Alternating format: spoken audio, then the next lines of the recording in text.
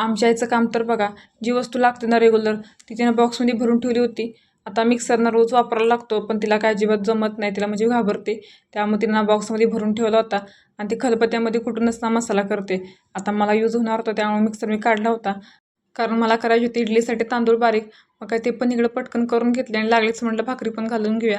कारण काम करता करता सगळीच कामं केली ते बरे वाटत नाही. तर एखादं काम ठेवलं आणि ते परत करायचं म्हटलं ना, एवढा कंटाळा येतो ना, त्यामुळे पटकन ना 2 भाकरी पण घालून घेतल्या. काम तर सगळं झालं होतं. चला म्हटलं थोडा वेळ दारामध्ये तरी बसून घेऊया. आता ही बसलेली जागा आहे ना ही माझी लग्नाअगोदर एवढी फेवरेट जागा होती ना, काय कामधंदा नसलं ना, की इथं येऊन बसायचं. कंटाळा आला तर इथं येऊन बसायचं. एवढं भारी वाटायचं ना, निवांत होऊन एकदम टिकून बसायचं. आणि आता ही जागा तर तीच आहे, फक्त ना बसणारी व्यक्ती ना काही थोडीशी लांब गेल्यावर. आता बसले होते दारात तेवढ्यात कळलं की पाणी आले. मग काय परत उठून घरात गेले. आता एवढी मोठी वरती टाकी लावल्या तरी आमच्या आईनं मला जाताना सांगितलं होतं की ना सगळ्या टाक्या टोप सगळं भरून ठेव. मग काय लगेच ना सगळं भरून वगैरे ठेवलं आणि मस्तपैकी ना एक आंबा चिरून घेतला. आता आंब्याचं सीझन आहे म्हटलं की आंबा खाल्लाच पाहिजे. आंबट असो तर गोड असो. एक मस्तपैकी आंबा कट करून घेतला, तो खाऊन घेतला. गावी आल्यापासून ठरवत होतो की भटकंती करायला कधी जायचं. कारण जांभळं, आळू, करवंद काढा इकडे तिकडे असं फिरून फिरून काढायला एवढं भारी वाटतं ना.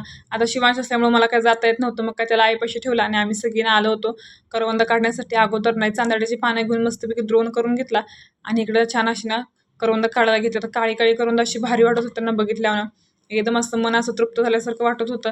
कारण ही करवंद पुण्यामध्ये किंवा शहरामध्ये घ्यायचं म्हटलं तर पैसे देऊन एवढीशी भेटतात. पण गावाच्या साईडला बघा ना, आपल्याला मनाला वाटेल तेवढी आपण काढू शकतो, घेऊ शकतो, खाऊ शकतो. पण किती एकदम भारी ना.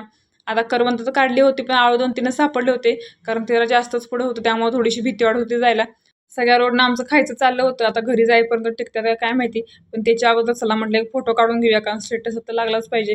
मग काय इकडे एक मस्तपैकी ना सगळ्या करवंदाचा फोटो काढला आणि आम्हाला करवंद काढीपर्यंत एवढा उशीर झाला ना, की पुढच्या गाडीवाला तर लाईटच लावून आला होता. एवढा अंधार झाला होता आणि 7, 7:15 तरी वाजले असतील आम्हाला इथून करवंद काढला.